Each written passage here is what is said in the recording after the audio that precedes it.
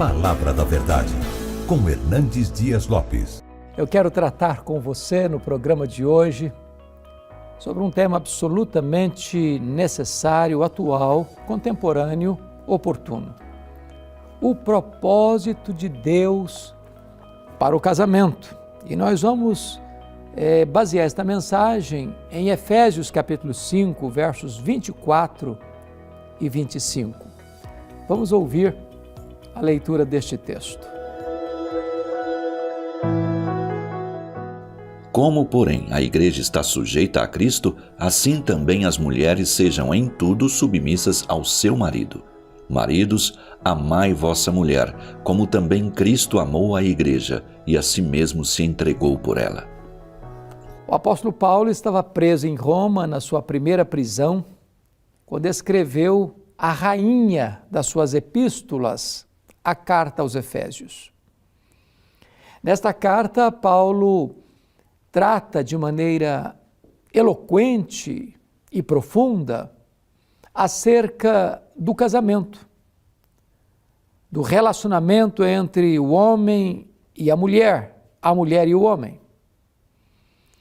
E neste texto, que é um dos mais preciosos de toda a literatura mundial sobre o tema, Paulo vai mencionar o papel da mulher, o papel do marido no casamento, retratando assim o propósito de Deus para o casamento. Hoje, o casamento parece estar em baixa. É uma instituição atacada, distorcida, mal compreendida. O índice de divórcio cresce espantosamente.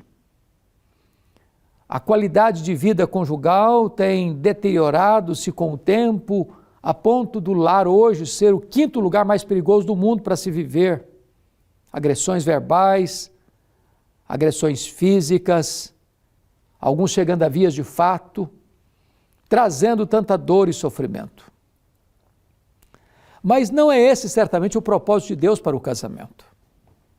O casamento foi instituído para a glória de Deus e para a felicidade do ser humano.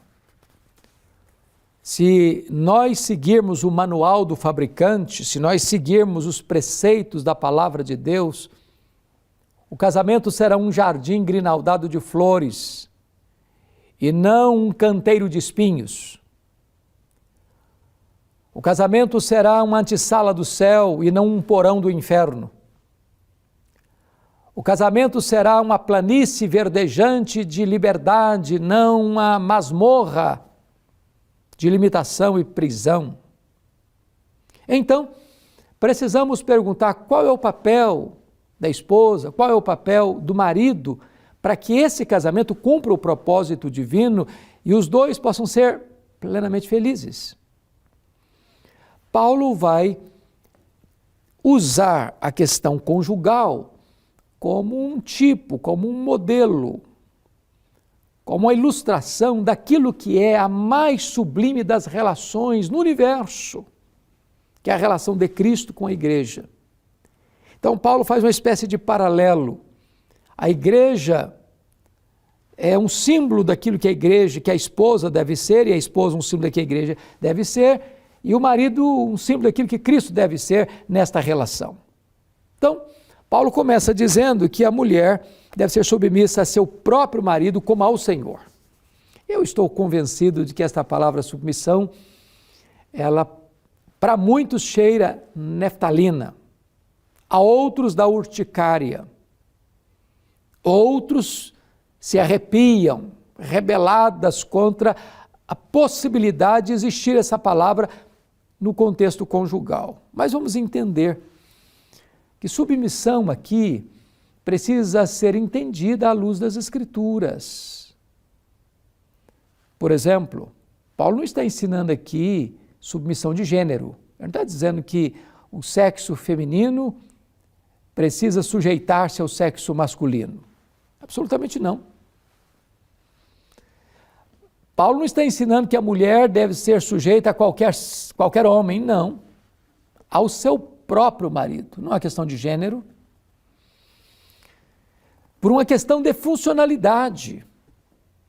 Porque ainda está escrito no versículo 23, porque o marido é o cabeça da mulher, como também Cristo é o cabeça da igreja. Portanto, submissão não fala de inferioridade.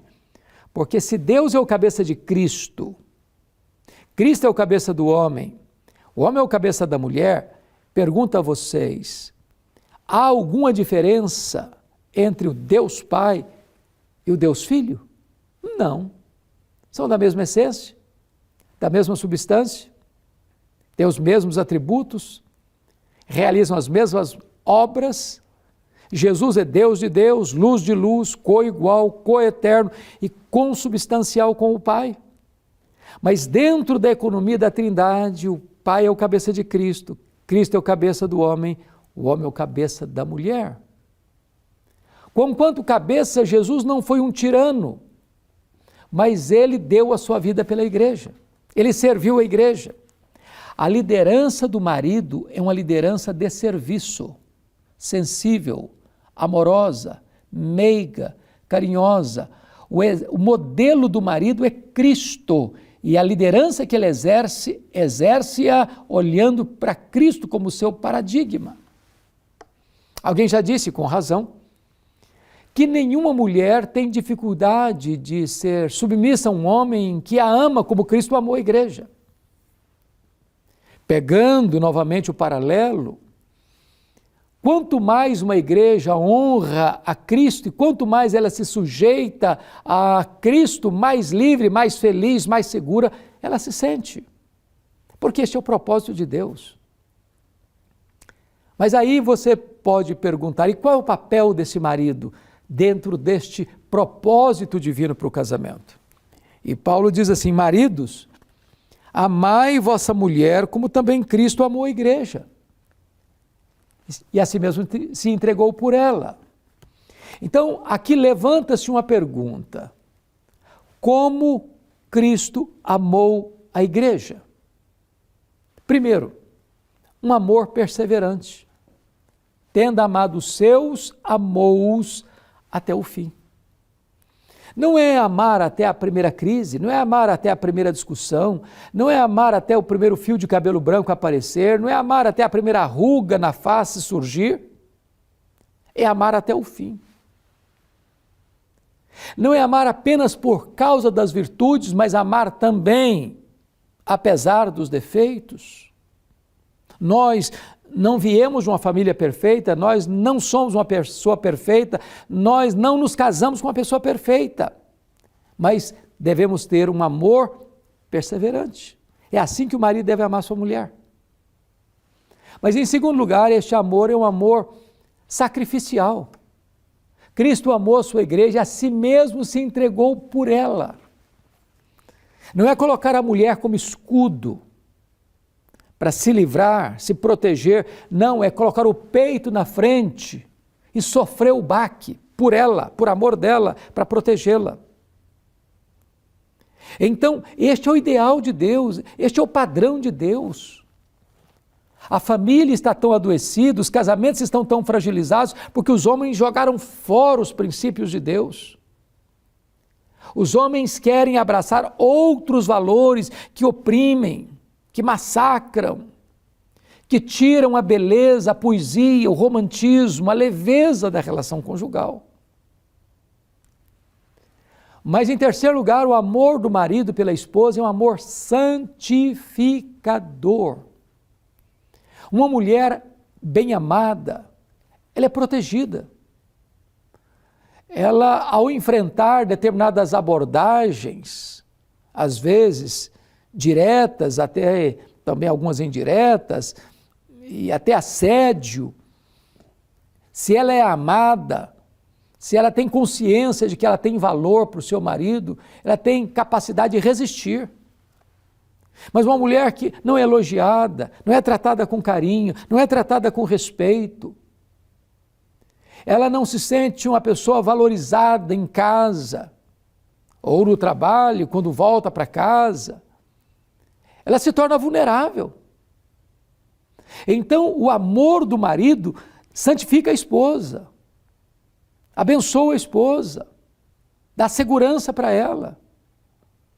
É por isso que o apóstolo Pedro, escrevendo a sua primeira carta, no capítulo 3, ele diz que o marido deve tratar a sua mulher como o vaso mais frágil, tratar com honra. Não é que a mulher é mais fraca, não, ao contrário. Ao contrário. Mas a mulher é mais sensível. E o homem precisa entender isso e tratá-la com respeito, com dignidade, vivendo a vida comum do lar, cuidando dela. Mas ainda em quarto lugar, o amor do marido pela sua mulher é um amor romântico. Paulo diz, ninguém jamais odiou a sua própria carne, antes a alimenta e dela cuida.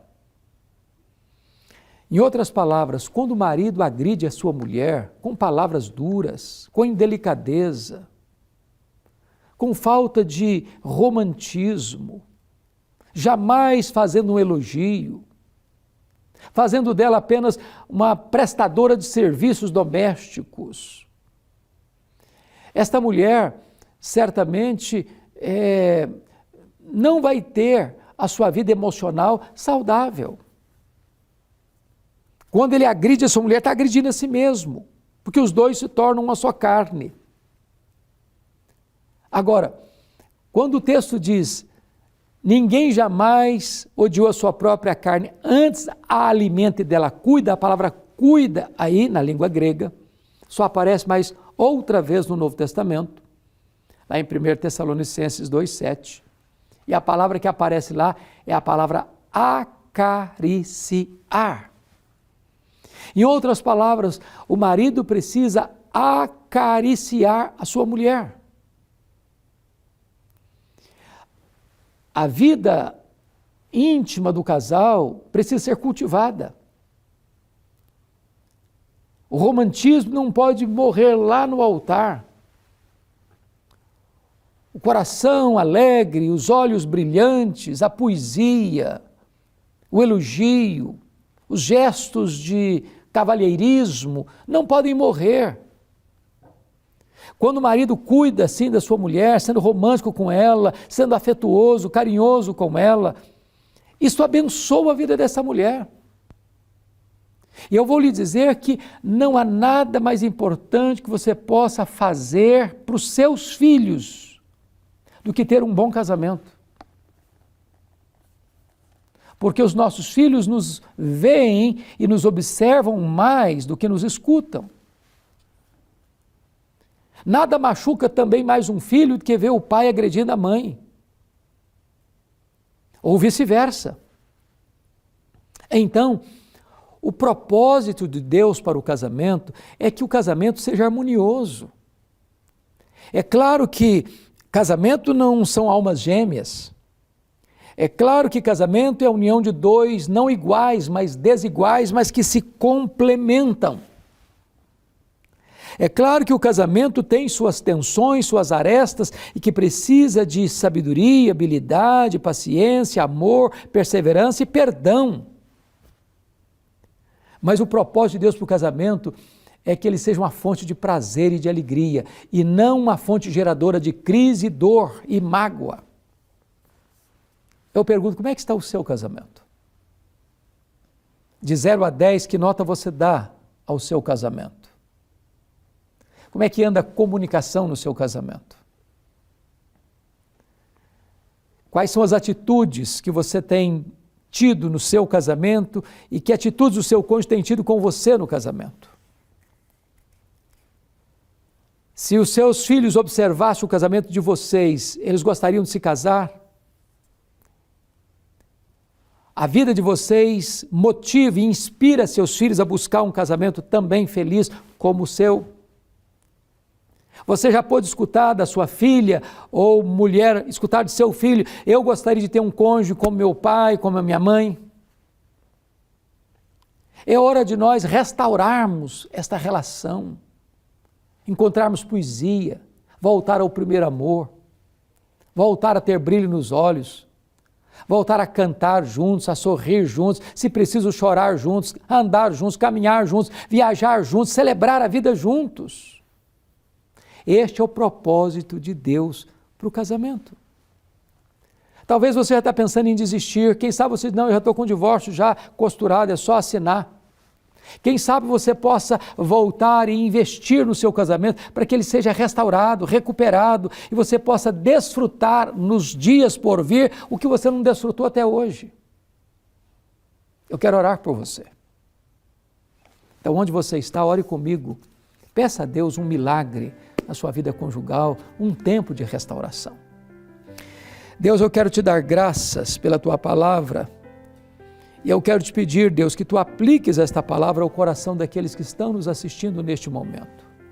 Que tu faças maravilhas, milagres maravilhosos na vida das pessoas que estão nos assistindo, especialmente na vida conjugal. Assim oramos, em nome de Jesus. Amém.